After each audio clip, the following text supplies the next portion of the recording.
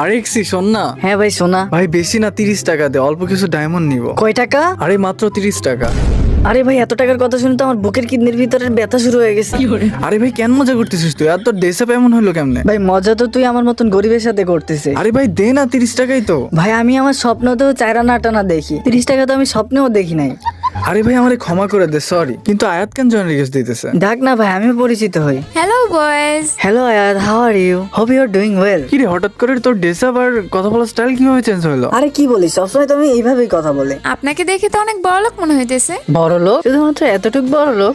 একটু দাঁড়াও, আরে আমার 3 লাখ টাকা 16 প্রো ম্যাক্সে কে কল করতেছে এই টাইমে? শালা 2 মিনিট আগে 30 টাকা দেওয়ার ক্ষমতা ছিল না? হ্যালো, কি 30 কোটি টাকায় মানতেছে না? ওর উপর 300 কোটি টাকা মারে ডিল ফাইনাল কর। ওকে আমি যাই। Bye bye Ayad. শালা ওভার অ্যাক্টিং করিস। ওভার অ্যাক্টিং কাকে বলে ভাই? আরে আমি একটা জিনিস ভুলে গেছি। আমিও মাঝে মাঝে ভুলেছি আমার কাছে কত টাকা আছে।